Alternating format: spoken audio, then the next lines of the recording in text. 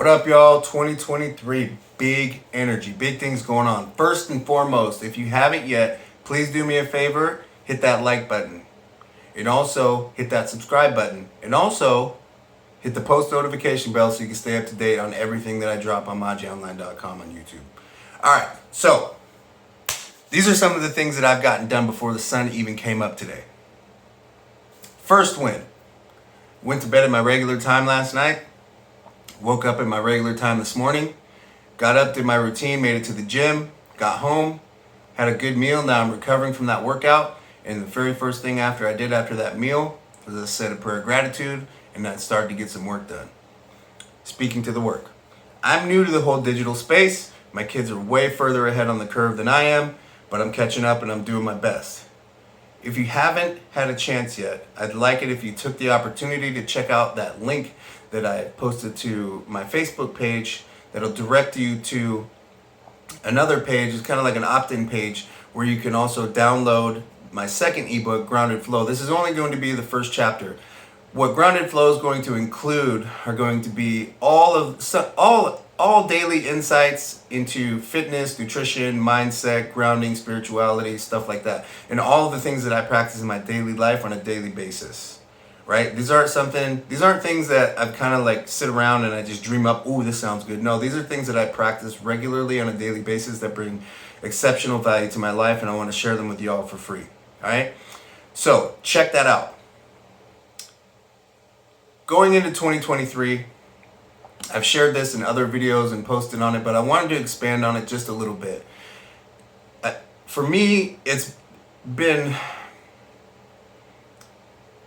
a bit of a task determining which things I should and which things I should not let go, right? It's tough because we get comfortable and we reach a stasis in life where even if some of the systems that we're employing aren't as effective as they could be, we still use them because even though they may be not as functional as they could be, we're still making progress. And one of the fundamental things about all of us, for sure, is that we all have an inherent resistance to change because it makes us uncomfortable. It challenges us. So, one of the things that I am committed to doing in 2023 is more resistance to my lower self and my lower self habits.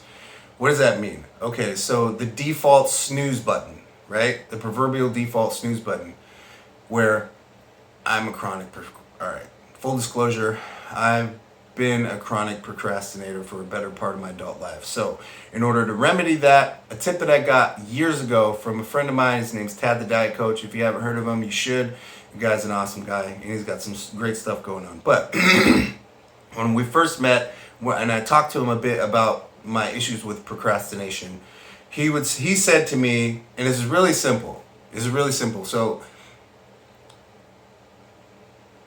I don't want you to have an expectation that I'm going to drop some like super guru shit on you, because most of the most profound shit that is going to work the best in our lives is going to be the most simple and obvious, right? So we're talking, we have this dialogue, and he's like, listen, this is what I do. No matter what the issue, whatever it is that you're hesitating on, whatever it is you're waiting on, don't overthink it. Literally just say to yourself, pick a count first, whether it's 5 or 3, it's 1, 2, 3, go. And don't think about it anymore. Just get your ass up and go and get it done. And I'm telling you, I do that so much in my life right now. And even while I'm in the countdown, I'm like, no. I've got all this internal resistance, but then I get to 3 and I'm up and I'm moving. So action is the antidote to uncertainty. Action is the antidote to procrastination and hesitation. You will see that after you take that first step, I guarantee you, set it in motion. Set the ball in motion. Start the play. And then all that's left to do is follow through. But if you never take that first step, how can you ever expect to follow through on anything? Some of the things that hold me back too are like the fear of failing. And this is another cliche thing, and we've heard this messaging for most of our lives.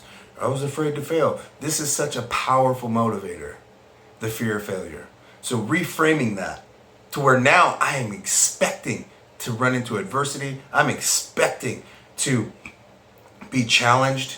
I'm expecting, if it happens, to fail at least once, maybe twice, and having to regroup, go back to the drawing board, and get it going again.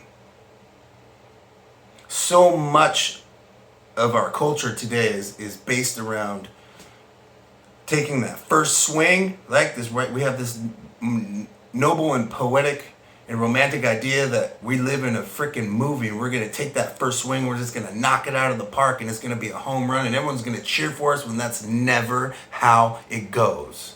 Ever. It's going to be a lot different than that. At least that's how it manifests in my life, and I'm not so remarkable in some way that I don't think it's going to be different for any of you as well. I'm going to tell you something that I know about you. Yep. 100% know about you. You're scared. And the great thing about this medium is, like, you can sit there and resist what I just said all you want, and I won't hear it. You can even type a comment, and I probably won't read it. The point to saying that is, I don't need the answer. You don't have to reply, because no matter what it is, the only person that knows the truth about that is you. I mean, I have a pretty damn good idea. I have a pretty damn good idea. Stop playing it safe. Anyway, moving on. Second one. I will not carry with me trouble from yesterday or borrow any from tomorrow. So much, what is it, like 85 to 90% of the things that we stress and we worry about never even end up happening, and we end up being so far off base with our anxieties.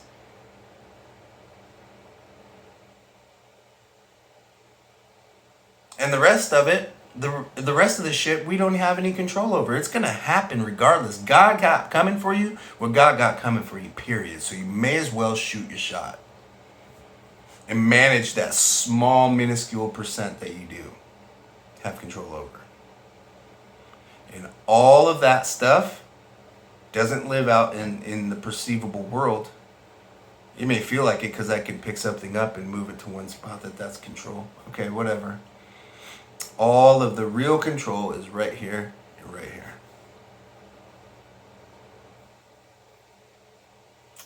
Number 3, I'm not going to deviate from my plan. I'm not going to deviate from my plan. What does that mean? That doesn't mean that I won't be so inflexible, that I won't be able to make adjustments, that I won't be able to pivot, and that I won't be able to grow and learn along the way. No. If there's a rock in my path, I'm either going to pick it up and move it, I'm going to step around it, or I'm going to step over it. But then I'm going to get right back on my path. This is something that is not negotiable. So many times in all of our lives, and I don't care who it is, this is how it happens in my life. I believe the things that I believe, and I believe them passionately. And I've been like that for a long time. For most of my life, I've went misunderstood because I didn't have an ability to articulate that passion or to channel it. Now that I do, I don't have any interest in letting you tell me that I should scale that passion or that I should make it more palatable for you because it makes you uncomfortable. And the same goes for you. The point to that is, do not let other people's expectations of you cause you to show up in a version and present in any other way than your present self. Period.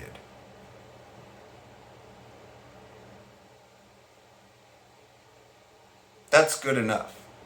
So long as your motivations are pure, your intentions are in the right place, you're thoughtful, and you're gracious,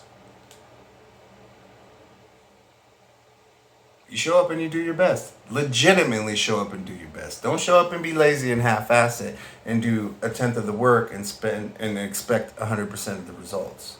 That's not how it works. And don't let that fear and anxiety cripple you. Because like I said, whatever God has coming for you, it's coming for you. Whatever is written for you is written for you. You have no No control over that. You're not going to be able to send an email and ask for a reprieve or rescheduling or any of that shit. That can be beautiful and terrifying. It is beautiful and terrifying at the same time.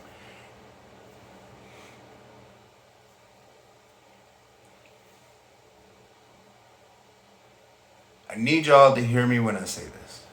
I need y'all to hear me when I say this. One can understand the mechanics of fire. One can understand the makeup of fire, like the chemical makeup of fire. You can understand the behaviors, the uses, the dangers. You can be an expert on fire.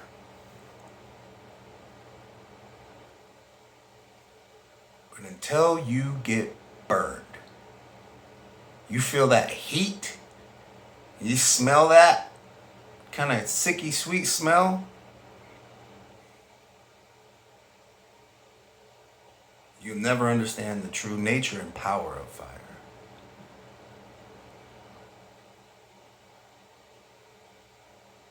I'm gonna let that one sit with you for a while.